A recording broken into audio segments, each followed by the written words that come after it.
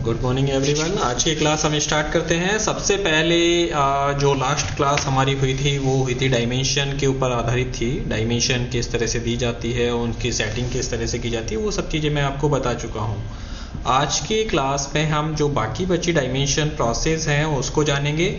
इसके अलावा हम जानेंगे आइसोमेट्रिक ऑब्जेक्ट्स किस तरह से बनाते हैं, क्या होते हैं, उनका यूज़ कहाँ पे होता है, वो सारी चीज़ें। ठीक है, इतना समझ में आया? मेरी वॉइस प्रॉपर आ रही है आपके पास? ओके। चलिए तो स्टार्ट करते हैं आज की क्लास। फर्स्ट ऑफ ऑल हम ऑटोकैड में चलते हैं। ऑटोकैड का कोई भी फाइल आप ओपन कर लीजिए, जैसे मैंने ये ओपन किया है फाइल।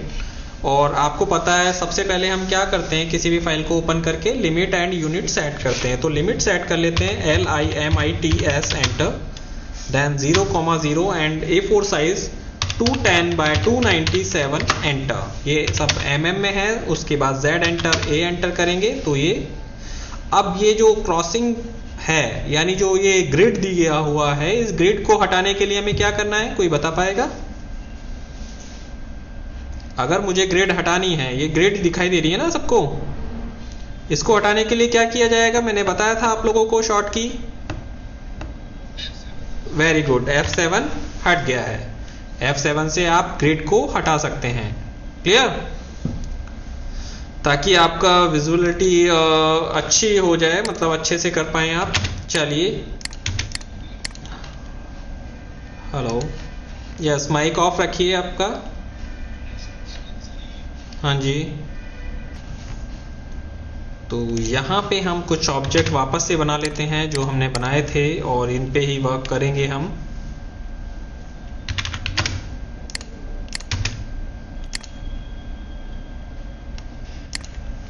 ये ऑब्जेक्ट इस तरह से कुछ भी बना लिया हमने, और डी एंटर करने के बाद आपको पता ही था हमने मॉडिफिकेशन कर दिया था, लेकिन अभी कोई रिक्वायरमेंट नहीं है क्योंकि मैंने बिना डायमेंशन के ऑब्जेक्ट बनाए हैं। डायमेंशन मैंने कंटिन्यू तक आपको क्लियर करवा दिया था कि किस तरह से होगा। उसके बाद आता है डायमेंशन स्पेस। ये क्या होता है? Baseline spacing.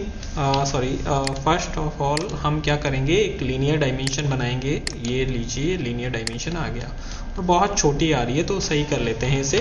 D enter, modify lines and arrows.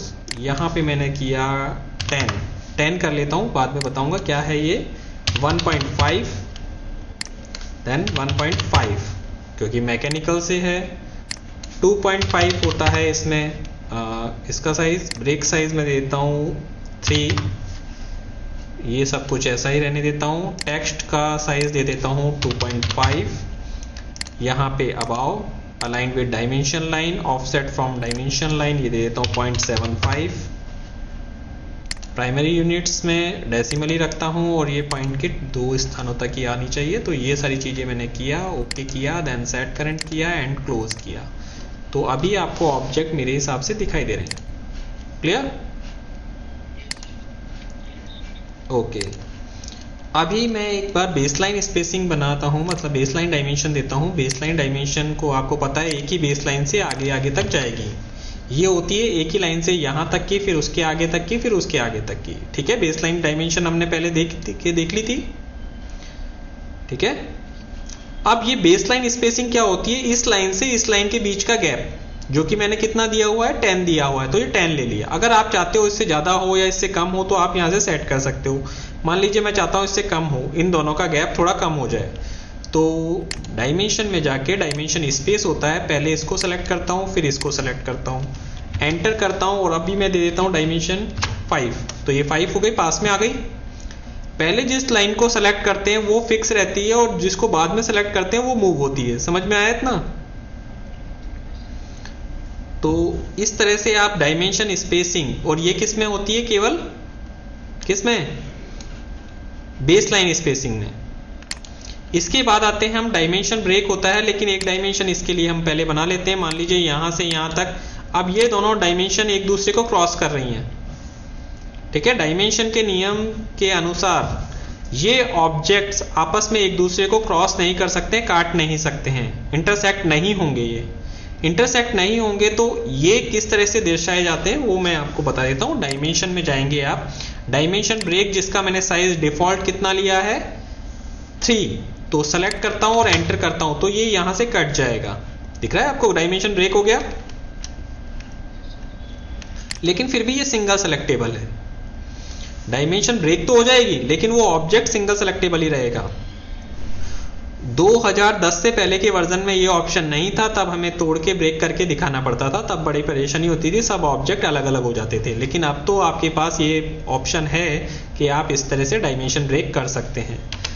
ठीक है, आप इसे मैनुअल भी सेट कर सकते हैं। डायमेंशन ब्रेक में जाएंगे, इस तरह से डायमेंशन ब्रेक लेंगे, ऑब्जेक्ट को सेलेक्ट करेंगे, यहाँ पे एक ऑप्शन होता है ऑटो, मैनुअल एंड रिमूव। अगर रिमूव करना चाहते हैं तो आर एंटर, तो देखिए रिमूव हो गया डायमेंशन जो ब्रेक था।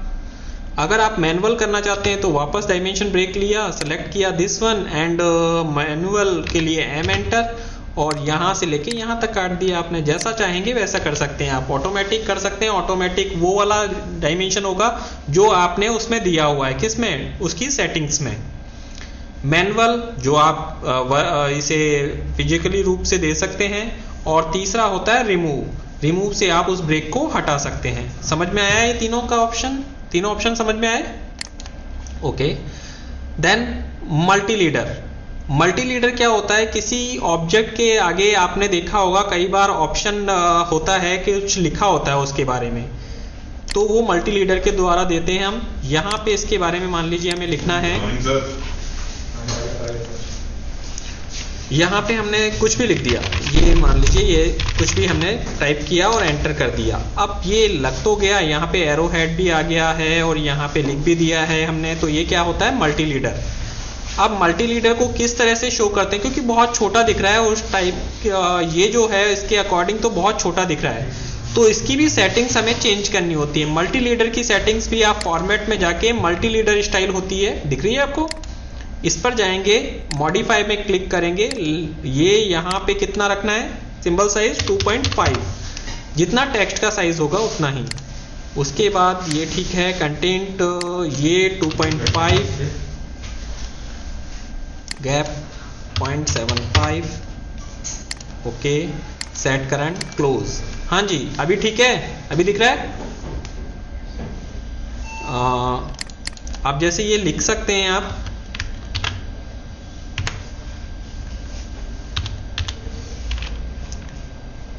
कैप्स लॉक ऑन, M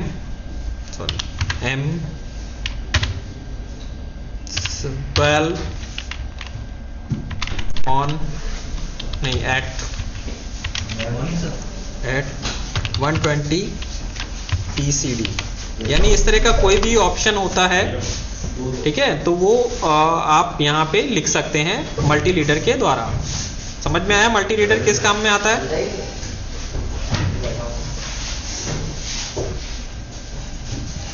चलिए इसके बाद देखते हैं, मल्टी लीडर की बात आता है टॉलरेंस। टॉलरेंस के बारे में कौन जानता है, ये बताएं आप मुझे।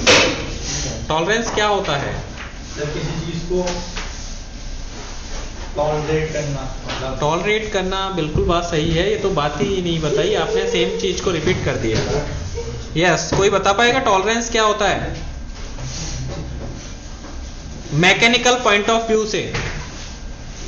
मैकेनिकल स्टूडेंट्स,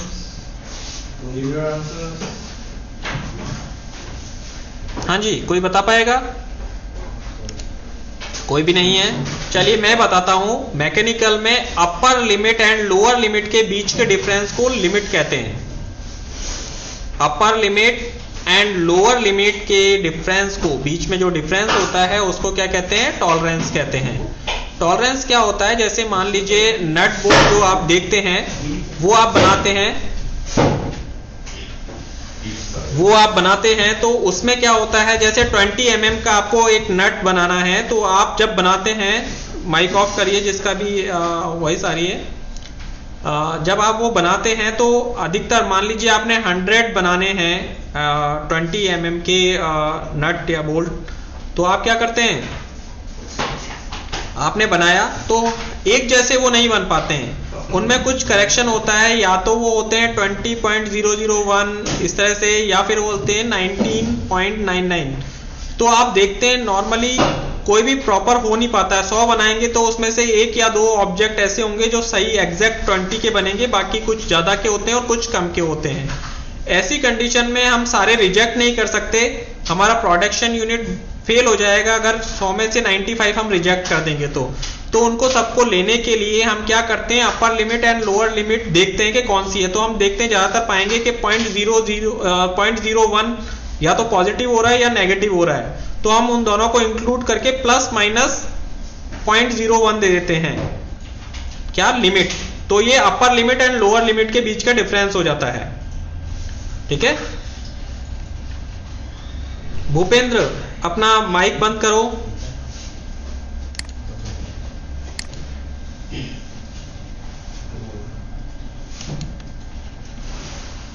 चलिए आगे चलते हैं। तो टॉलरेंस यहां पे आपको दर्शानी नहीं है, मैं बता दूंगा बाद में किस तरह से देते हैं। डायमेंशन, उसके बाद आता है सेंटर मार्क। अगर कोई सर्किल है तो उसका सेंटर मार्क डिफॉल्ट शो नहीं होता है, आप किसी कमांड में होते हैं तब दर्शाते हैं। अगर इस सेंटर मार्क को लेकर क्लिक कर देते हैं तो इसका सेंटर मार्क आ जाता है, और इसका साइज भी आप डायमेंशन स्टाइल से सेट कर सकते हैं। क्लियर? हाँ जी, समझ आया इतना? फिर है इंस्पेक्शन। किसी डायमेंशन की जांच करने के लिए आप क्या करते हैं, इंस्पेक्शन करते हैं। इंस्पेक्शन का मतलब होता है जांच। जैसे इस तरह से डायमेंशन इंस्पेक्शन होगा। हेलो, हाँ जी, हाँ जी, बताएं, कुछ कहना चाह रहे हैं? हेलो,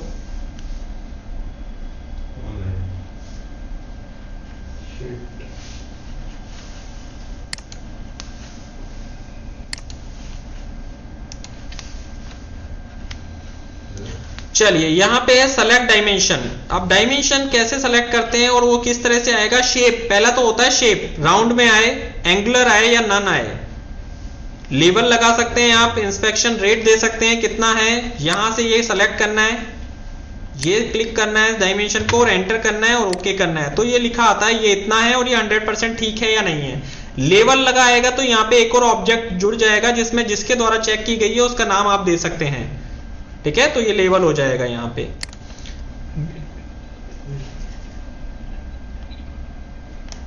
आवाज आई थी मेरी? अभी ठीक आ रही है? ओके, मैं ये कह रहा हूं डायमेंशन के बारे में। जैसे मेरे को ये चेक कर रहा हूं मैं, मान लीजिए ये जिसने दिया हुआ है ये मैं चेक कर रहा हूं और इसको मेरे को डायमेंशन इंस्पेक्शन देखनी है, तो इंस्पेक्ट करना है। यहां पे मैंने लेवल भी दे दिया, मान लीजिए मेरे द्वारा चेक हुई है तो मैं अपना नाम दे देता हूं। बस अब आएगा, थोड़ी देर बाद आएगा। एक्चुअली क्या है कि मैंने आपको इसकी सेटिंग्स के बारे में बता रहा हूं ना, इसलिए समझ में नहीं आ रहा है। कुछ देर बाद आइसोमेट्रिक जब चलेगा तब आपको समझ में आएगा सब कुछ। ठीक है, तो 2 मिनट और रुकिएगा, 2 मिनट में क्लियर कर दूंगा मैं सारा। ओके किया? ओके नहीं करना है, 1 मिनट वापस से मैं जाता हूं डायमेंशन में, बातों में लग के मैंने वो कर दिया। यहाँ पे कर दिया, सेलेक्ट ऑब्जेक्ट करना है, इसको क्लिक करना है, ओके करना है। यहाँ पे अगर मैं चाहता हूँ 90% ओके है, ये 90% ठीक है, ओके करता हूँ तो मेरे द्वारा चेक हुआ है ये इतना है और ये 90% एक्यूरेट है। समझ में आया कि किसी ऑब्जेक्ट की जांच करने के लिए आप ऐसा करते हैं। यूजुअली ये चीज नहीं करते हैं, वो इसलिए नहीं करते हैं क्योंकि हम इतनी देर में ऑब्जेक्ट को ठीक कर सकते हैं। केवल उसकी गलती बताने के लिए हम ये नहीं करेंगे कि इतने % गलत है। समझ गए मेरी बात? कि आप उतने समय में उसे ठीक कर सकते हैं। क्लियर? ओके, चलिए आगे देखते हैं।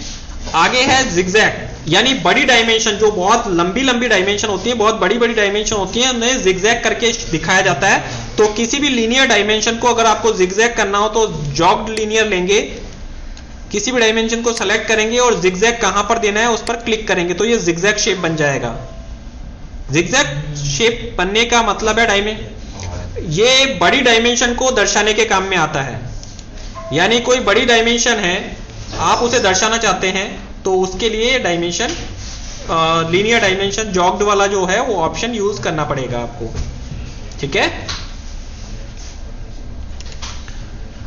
आगे देखते हैं।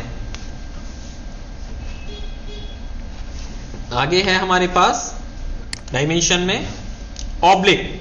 आइसोमेट्रिक में ये यूज होगा, किसी डायमेंशन को आपको किसी एंगल पे रोटेट करना है। जैसे जो नॉर्मली ये क्या है, किस पे होता है, 30 डिग्री पे। मैंने इसे 30 डिग्री किया तो आपको पता चला कि ये 30 डिग्री पे इंक्लाइंड हो गया। हाँ जी, समझ में आया क्या? वापस से देखिए, कंट्रोल Z किया मैंने, डायमेंशन में गया, ऑब्लिक लिया, ऑब्जेक्ट सेलेक्ट किया, मतलब डायमेंशन, किसी ऑब्जेक्ट को मत करना, एंटर किया और 30 एंटर करते ही ये थोड़ा सा रोटेट हो गया। इतना समझ में आ गया? देन अलाइन टेक्स्ट यहां से हम नहीं सेट करते हैं, वो अलग से ही होता है। डायमेंशन स्टाइल मैं आपको बता चुका हूं। ओवरराइड का मतलब है दो डायमेंशन स्टाइल बनी हुई है, एक डायमेंशन स्टाइल पर दूसरी डायमेंशन स्टाइल को ओवरराइड कराना हो तो इसका यूज लेंगे। अपडेट, इसके बाद है अपडेट।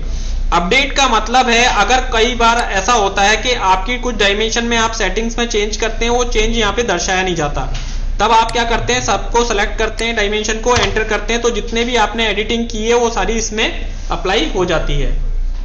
समझ में आया? आप तो बताइए, आप करके देखेंगे तो ज्यादातर अच्छे से समझ में आ जाएगा आपको। वैसे नॉर्मली आपको जो ऊपर तक की वो डायमेंशन है जो मैंने लास्ट क्लास में बताई थी, वो वहां तक मेरे हिसाब से ज्यादा यूज होगा आपका। समझ में आया इतना? अब हम चलते हैं आइसोमेट्रिक। आइसोमेट्रिक क्या होता है, कोई बता पाएगा मुझे? हाँ जी, आइसोमेट्रिक क्या होता है? हाँ जी, क्या होता है बताइए। याद तो था, भूल गए। बस इस तरह के ऑब्जेक्ट होते हैं जो 3D जैसे लगते हैं, यानी look like 3D, not a 3D। भाई ऑब्जेक्ट ऐसा लगता है कि वो 3D में बना हुआ है, लेकिन वो एक प्लेन पर बना होता है। एक प्लेन पर कभी भी 3D नहीं बनता है, वो 3 डायमेंशनल होगा तब वो 3D होगा। एक सिंगल डायमेंशन मतलब x और y में होगा तो वो 3D नहीं हो सकता।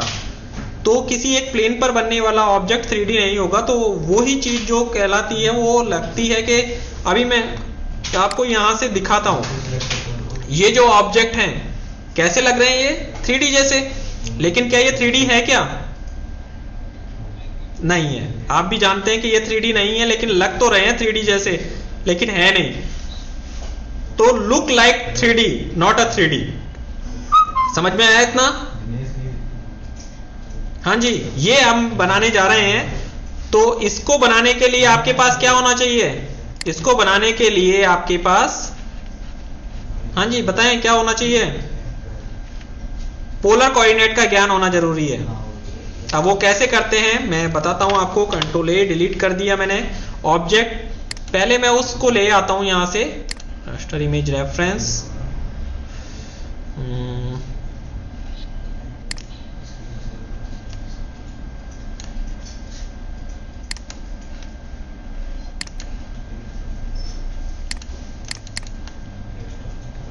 डाउनलोड,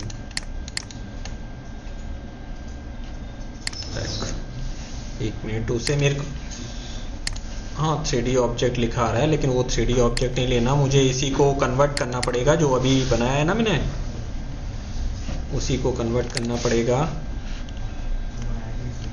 डाउनलोड,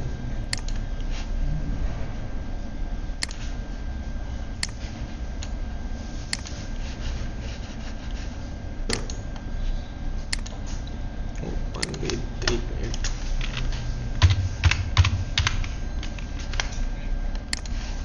किसका है?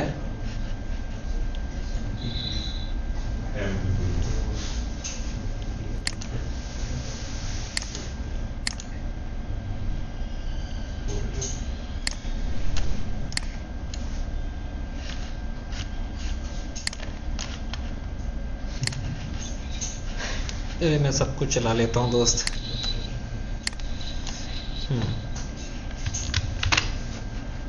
डेस्कटॉप एंड आइसोमेट्रिक, ये हमें करना है किसमें? जेपीजी में कन्वर्ट। कौन से कॉलेज की यार? तुम्हारे कॉलेज का? एक मिनट, मैं अभी उसका भी जवाब देता हूँ, रुकिएगा। आइसोमेट्रिक जेपीजी में सेट कर लिया, ओके किया।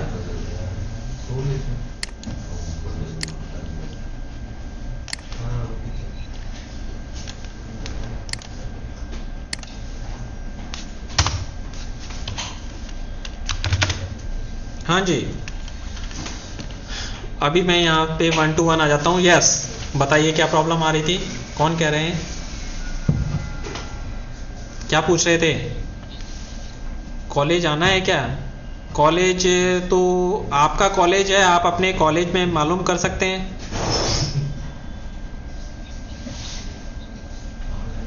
उसके यार तो देखो, आप ऐसी चीजें पूछ रहे हो जो मुझे मालूम ही नहीं हो। अगर ये आप अपने घर वालों से पूछेंगे तो मैं कैसे बता सकता हूँ, या आपके घर वालों की कोई चीज होगी तो वो कैसे बता सकता हूँ? ठीक है, आप गलत डायरेक्शन में क्वेश्चन देखिए ऐसा है, कॉलेज आई थिंक जो गवर्नमेंट रूल्स आए हैं उसमें कॉलेज एंड स्कूल, जो 12वीं तक के स्कूल हैं और कॉलेज हैं, शिक्षण संस्थान, वो बंद हैं 30 तारीख तक, 30 जनवरी तक। मैं क्या कह रहा हूं यार, ऐसे जो अपवाद हैं वो मुझे नहीं बताएं, मैं तो आपको बता रहा हूं जो गवर्नमेंट्स के नियम हैं, ठीक है। और इसके अलावा मैंने आपसे कहा, मैं आपको बताने के लिए प्रॉपर पर्सन नहीं हूं, आपके कॉलेज से आप मालूम कर सकते हैं, आप ये ट्रेनिंग ले रहे हैं और आई थिंक 15 तारीख तक का तो आपका ट्रेनिंग का टाइम है, ठीक है। तो उस वक्त तक आपके कॉलेज ने आपको ट्रेनिंग में भेजा है ना, या आप ऐसे अपने मर्जी से आ गए हैं? तो मर्जी से नहीं आए हैं, कॉलेज ने भेजा है, तो कम से कम ये ट्रेनिंग तो करनी पड़ेगी ना। उसके बाद आप बीच में पूछते हो मुझे शादी में जाना है, मुझे यहाँ जाना है, वहां जाना है, तो वो मेरे से क्यों पूछ रहे हो यार? वो तो आपके कॉलेज में पूछ सकते हैं आप, ठीक है। अच्छा।